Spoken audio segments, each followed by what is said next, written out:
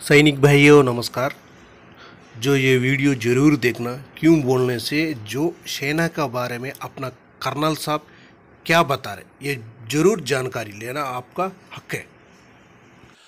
मोदी जी जब जब फंसते हैं तो वो कोई ना कोई सहारा ढूंढते हैं।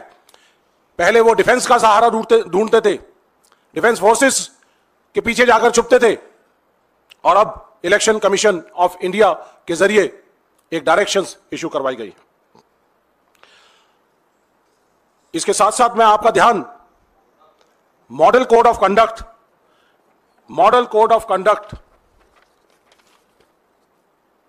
इसके अंदर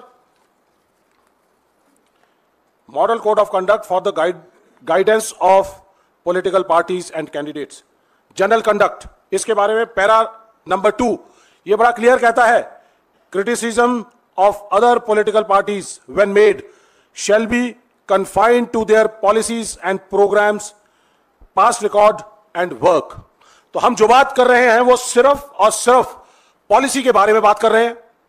हमारी डिफेंस फोर्सेस तीनों सेनाएं सक्षम हैं, बहुत बेहतरीन काम कर रही हैं, हमारे बॉर्डर्स को सेफगार्ड कर रही हैं, नेशनल सिक्योरिटी बहुत बढ़िया है। लेकिन उनके हाथ कमजोर करने का काम मोदी सरकार ने किया है। अग्निपथ जैसी एक योजना लेके आए जिसके तहत वो अनट्रेन्ड सोल्जर्स को देश की सेनाओं में भेजने का काम कर रहे हैं।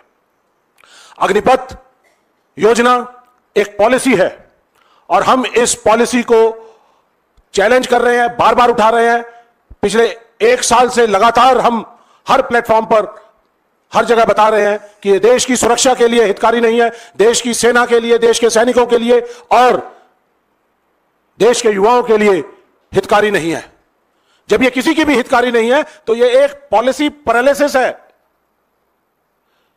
इस पॉलिसी को हम चैलेंज कर रहे हैं, करते रहेंगे, और जब 4 जून को हमारी सरकार बनेगी तो हमने अपने न्याय पत्र के अंदर शामिल किया है कि हम अग्निपथ योजना को डिफेंस सेक्शन के अंदर हमने कहा है कि कांग्रेस अग्निपथ योजना को खत्म कर देगी। हमारे सभी स्टार प्रचारक इसी बात का जिक्र हर जगह हर प्लेटफॉर्म पर कर रहे हैं कि ये योजना, ये स्कीम, ये पॉलिसी सुरक्षा के लिए, सैनिकों के लिए, सेनाओं के लिए सही नहीं है, इसलिए इसको जाना होगा और इसको खत्म करना होगा।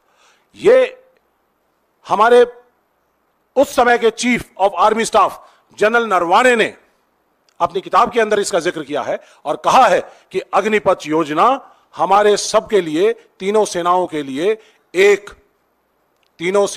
लिए यह शौक के तौर पर आया था। इसका मतलब यह योजना सेनाओं से या उनसे पूछकर लागू नहीं की गई थी। यह योजना प्रधानमंत्री कार्यालय में आनन फानन में बनाई गई और उसको लागू किया गया। तो यह एक पॉलिसी है, ऑपरेशनल एक्टिविटी नहीं है। यह मैं आप लोगों को सबको इस बारे में बताना चाहता हूं कि ऑपरेशनल एक्टिविटी क्या होती है। हमारी फोर्सेस काम कर रही हैं और उनके ऊपर हम टिप्पणी करें, उनके ऑपरेशंस का फायदा उठाएं या फिर हम उनके ऑपरेशंस के नाम पर वोट मांगे। और यह काम हमारे मौजूदा प्रधानमंत्री मोदी जी ने 2019 के इलेक्शन के अंदर बाखूबी किया। जब पुलवामा में हमारे 40 जवान शहीद हुए थे और उसके बाद बालाकोट के अंदर स्ट्राइक की गई थी, तो मोदी साहब ने चुनावी रैलियों के अंदर कहा कि फर्स्ट टाइम वोटर्स के वोट क्या हमें मिल सकते हैं, क्या उन शहीदों के नाम हो सकते हैं, क्या पुलवामा के शहीदों के नाम हो सकते हैं या फिर बालाकोट की स्ट्राइक के नाम हो सकते हैं। यह वीडियो मैं आपको दिखाना चाहूंगा, आपकी यादों को तरोताजा करना चाहूंगा। मोदी जी ने 2019 की चुनावी रैलियों के अंदर यह वीडियो लगातार अपनी चुनावी रैलियों में कहा था। क्या आपका पहला वोट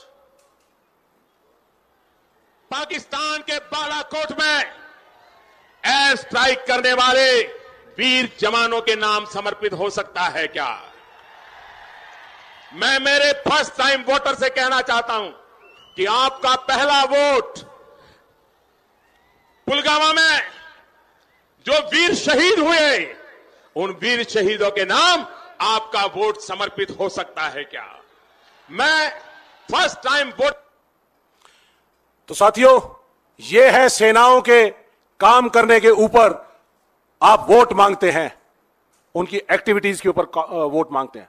हमारी देश की सेनाएं 1947 से लेकर आज तक, 1948 में, 62 में, 71 में, कारगिल युद्ध के अंदर सब जगह बेहतरीन प्रदर्शन करते रहे, कभी उसके ऊपर वोट नहीं मांगे गए। लेकिन आज मोदी जी फंस गए हैं, उनके पास इस अग्निवीर योजना लाने का कोई भी तर्क नहीं है।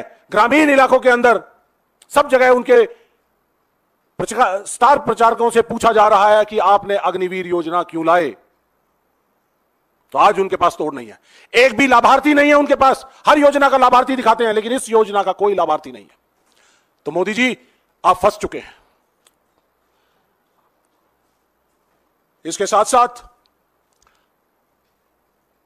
जो मॉडल कोड ऑफ कंडक्ट है और ईसीआई की गाइडलाइंस, वो कहती हैं कि हम न्यू पॉलिसीज के बारे में बात कर सकते हैं, हम होप, आगे आने वाले समय में क्या करेंगे उसकी होप के बारे में बात कर सकते हैं। तो हम अपने देश की सेना को, सुरक्षा को और युवाओं को और सैनिकों को यह होप देना चाहते हैं कि कांग्रेस पार्टी 4 जून को सरकार बनाएगी तो अग्निपथ योजना को रद्द करेगी। और अग्निपथ योजना के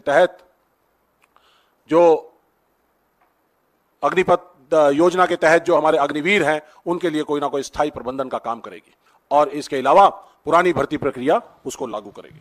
तो साथियों, हमारे को सबको यह जानना जरूरी है कि अग्निपथ योजना जो है ये देश की सुरक्षा के लिए डैमेजिंग है।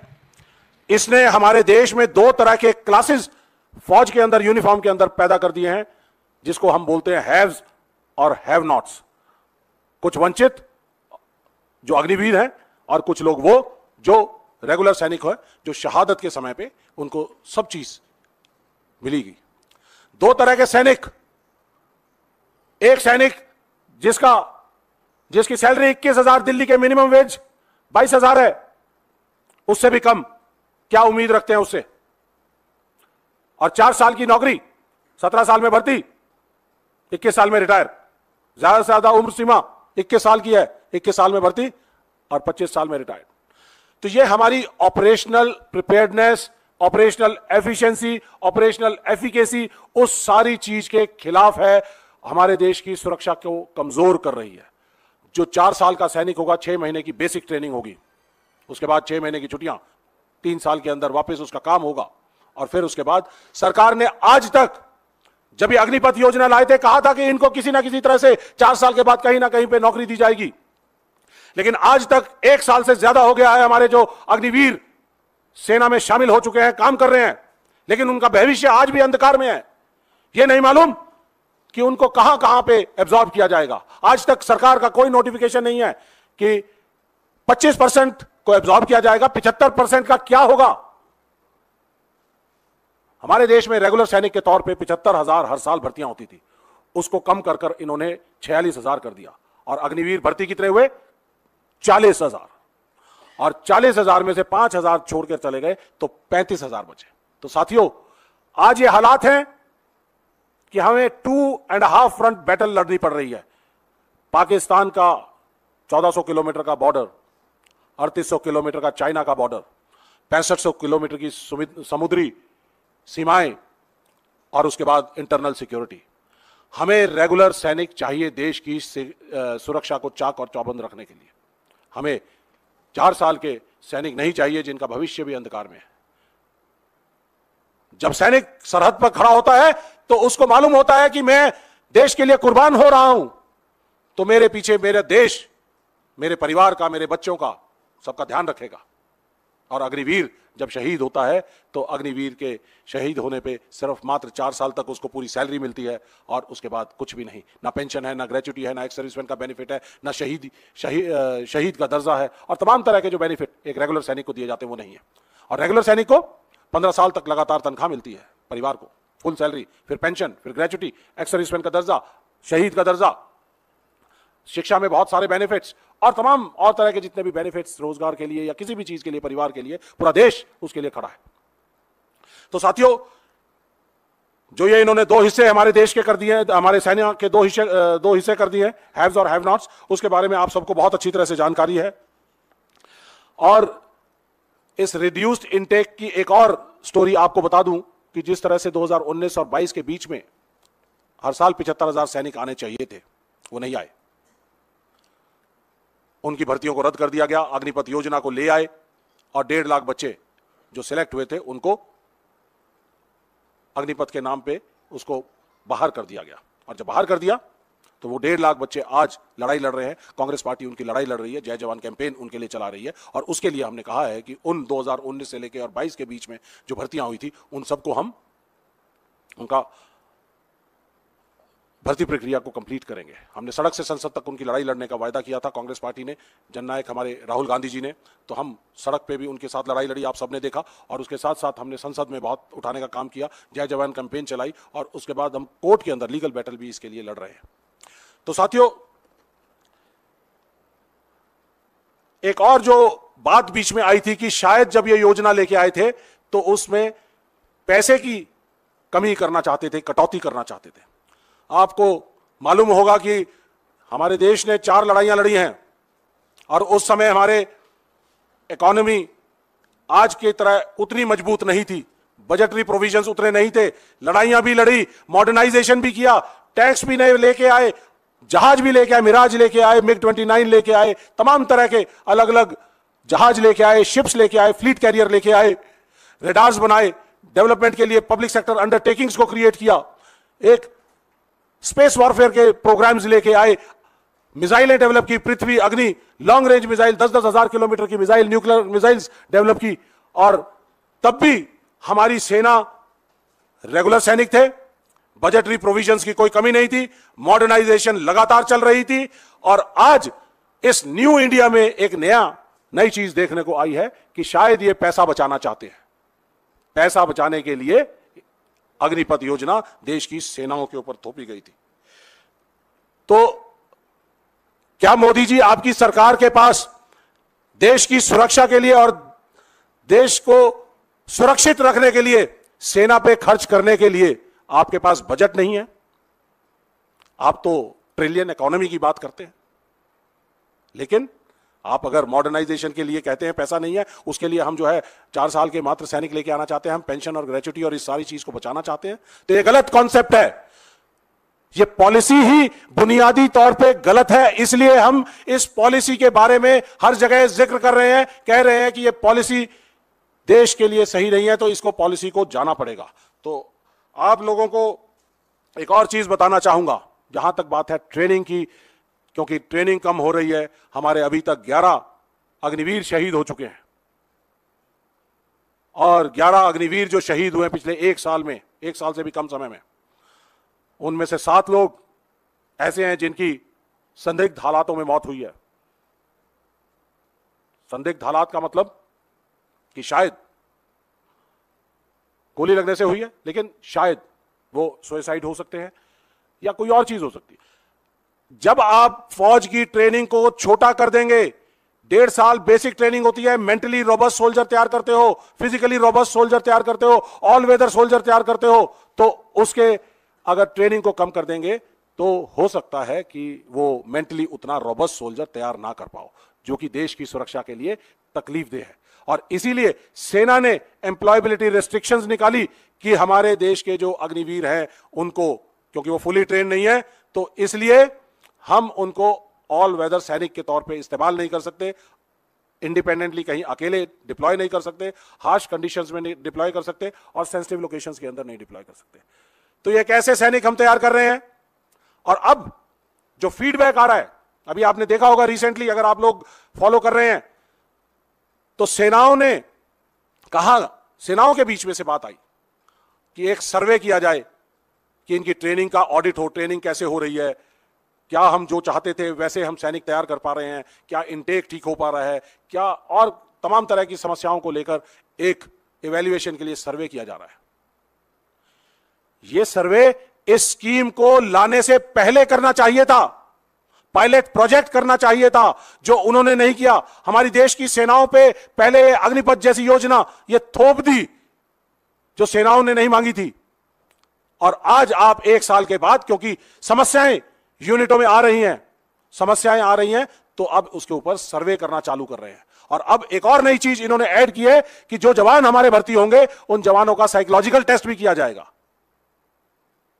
तो ये तमाम तरह की चीजें हैं जो आप सब लोगों के बीच में लेके जानी चाहिए। तो साथियों, जहां तक बात है इलेक्शन कमीशन ऑफ इंडिया की, उन्होंने जो डायरेक्शंस दी हैं हमको, उनको पूरी तरह से फॉलो करते हुए सेनाओं के कार्य के ऊपर, कार्यक्रम के ऊपर, सेनाओं के काम करने के तौर तरीके के ऊपर, ऑपरेशनल प्रिपेयर्डनेस के ऊपर या उनकी एक्टिविटीज के ऊपर हम कोई बात नहीं करते हैं। लेकिन पॉलिसी बनाना लेजिस्लेचर का बेसिक काम है, रिस्पॉन्सिबिलिटी एंड ड्यूटी है। तो ये पॉलिसी प्रोविजंस का मैटर है, इसलिए हम इसको लगातार इस बात को, इस पॉलिसी को, अग्निपथ को की पॉलिसी को उठाते रहेंगे। और जो पॉलिसी देश की हितकारी नहीं है, सुरक्षा की हितकारी नहीं है, सेना की हितकारी नहीं है, तो उसको हमने स्क्रैप करने का, खत्म करने का फैसला किया है। और इस फैसले के साथ हम अडिग हैं, देश की सेनाओं के साथ हैं, देश के सैनिकों के साथ हैं, और उनके काम और जुनून उसको सलाम है। मोदी जी जब जब फंसते हैं तो वो कोई ना कोई सहारा ढूंढते हैं। पहले वो डिफेंस का सहारा ढूंढते थे, डिफेंस फोर्सेस के पीछे जाकर छुपते थे, और अब इलेक्शन कमीशन ऑफ इंडिया के जरिए एक डायरेक्शंस इशू करवाई गई। इसके साथ साथ मैं आपका ध्यान मॉडल कोड ऑफ कंडक्ट,